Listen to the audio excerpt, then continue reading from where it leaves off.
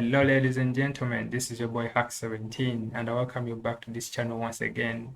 Today we are kickstarting our series, Learning Website Development, and the purpose of this video is to walk you through what you're going to be learning, what you should expect, and how we arrange or how we plan to deliver this content to you. So to begin with the very first things, we're going to be starting with the fundamentals of website development. Under this section, we are going to be covering whatever we think you need to know before we get started developing websites or learning website development. A couple and a number of topics are going to be covered under this section, including the request-response cycle, the domain names and DNS, website security, and very many other things. After mastering the fundamentals, we're going to be jumping right into the programming languages. Now, when it comes to website development, there are very many programming languages out there. But for the purpose of this series, as I told you, I will only going to be teaching you things that I'm comfortable with. So for the case of the series that we are introducing today, you're going to be learning Python, JavaScript, HTML, CSS, and SQL. I think I'll also be bringing in PHP. If I have not included it in my presentation, expect PHP. So after mastering these programming languages, we're going to be diving into frameworks. And again, I'll only be teaching you the frameworks that I'm comfortable with. So for this series, we're going to be covering two frameworks mainly. The first one being Django. Django is a Python backend framework used for backend development. And Django, we're going to first be showing you how to get started in Django, running your first Django project, and also looking at the overview, the MOVT, that's the model view template, and also things like views, URL, and understanding what Django is all about and how everything works. After, we shall look at authentication in Django, logging in users, registering users, logging out users, and things like that, and also restrictions basing on authentication, and also permissions and stuff like that.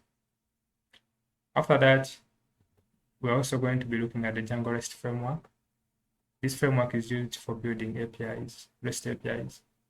We're also going to be looking at APIs shortly to understand what this even means, plus other things. Django is a very big framework. It has a lot of stuff embedded in. And we're going to be covering all that. The next framework we're going to be working with is React. React is a JavaScript front-end framework used for building single-page applications. I've been using these frameworks so much oftenly, and I use them most of the times. I use both of them in case, but you can use just one. Depends on the project, but I've always been using both of them. But I started off using Django alone, then later I learned to React, build some projects using React alone, but then later I started combining the two. So we're going to be learning React, and under React, we're going to be, of course, showing you how to get started using React, looking at the various components, how everything runs, and running your first project in React.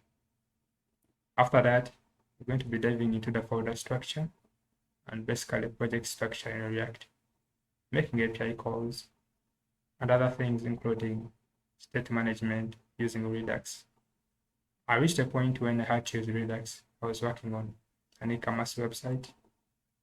States were really getting complex and I had to use Redux.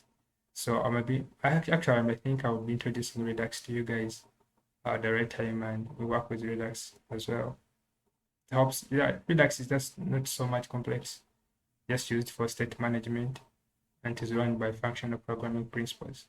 So when we get there, I'll be introducing you to Redux and it will all make sense to you.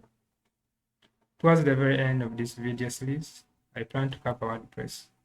Reason being, some people hate coding and understand that.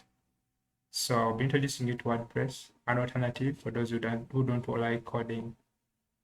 WordPress has its own advantages and disadvantages, and we shall be talking about those.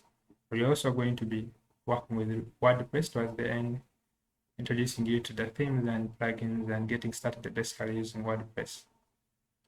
Whatever you're going to be covering in this series is going to be project driven. So mostly when we come to frameworks, again, by the way, to mention, WordPress is not a framework. I don't call it a framework. It's a content management system, CMS.